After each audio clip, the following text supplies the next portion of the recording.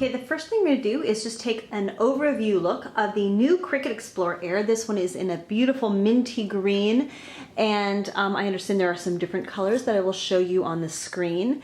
But when you first see it, it's actually pretty compact. It's about 20 inches wide and maybe 6 inches deep. So it doesn't take a whole lot of space just sitting on your table while it's closed. Now, to open up the unit, you're going to press the open button, and this beautiful soft opening occurs. It's kind of nice. It has all of those little soft levers, and when it opens up, it will expose kind of the heart of the Cricut machine. Here you'll see this is the actual cutting mechanism, and it has 2 ports. One is for holding scoring blades and pens. The other is the actual cutting housing itself. Now, to remove the housing, you just pull open this lever, and I'm kind of showing you from an up above angle because I think it makes more sense. Then you just pull out this little metal housing. And the actual cutting housing itself is really simple. The blade hides inside. There's a little plunger here. You squeeze it with your thumb and it will make the blade poke out, and then you just pull it with your finger to replace. So that's really nice. And even if you touch it, it won't necessarily, hurt you or cause damage.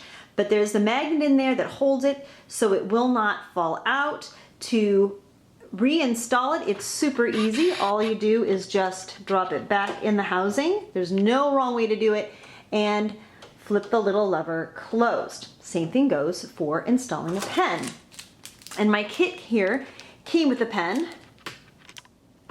As far as pens go, it looks, like a pen. It says Cricut and it has a little fine point tip.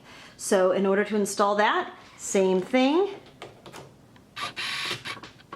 Just drop it down in and attach the lever. So also right on top of the unit on the outside are all the important buttons that you have. You have the power button, your selection control knob, the little button that loads and unloads your mat. I'm assuming this is a Cricut Connect button. I have yet to explore that. And then a pause. Now this little turny dial seems to be really a smart idea, because if you want paper, you just click it to paper. There's paper, vinyl, iron-on, light cardstock, bonded fabric, and poster board. So these are all of your thicknesses. And then if you have something special, you can go ahead and put it to custom and it will read it from the software. On the left side of the machine, you have a handy little storage compartment, the button that opens and closes it, and then you also have the cartridge port. So if you still have cartridges and you want to use them, this is where you load them in. Now you'll notice here on the front flap there are actually 2 separate trays. Each one has a little storage unit. So this one would hold some of your tools, and I'd like to point out that there are nice little magnets that give a very satisfying little snap when they close. And then over on this side you have storage for additional cutting, housing, storing, scoring tools, and even blades. Okay, and now I'm going to walk you through the setup. So you're going to go ahead and go to the Cricut Design Space. There's a link in the materials they give you. You're going to go ahead and sign in and download the plugin. They're going to take you through the setup. You just download the software, you install it. When it's done, you click on the icon, and then you go ahead and use the cable that they provide to connect the machine.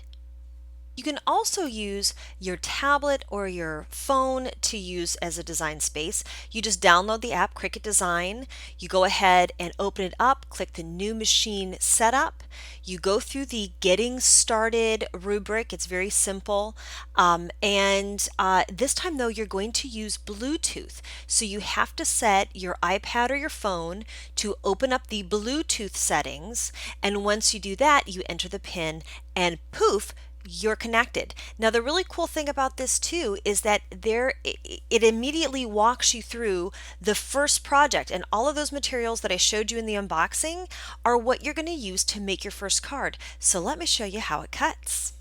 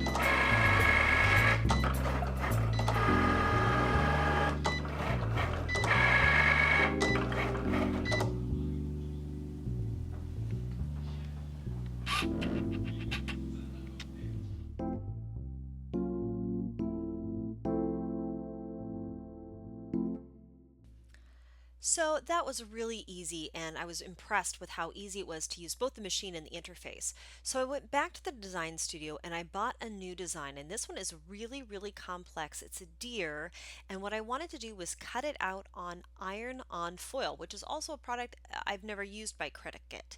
So what you're seeing now is the cutting process in real time for this very intricate design, and I didn't use the fast cut. At some point I will definitely do a video comparing the fast cut version versus the regular, but I wanted to get it right.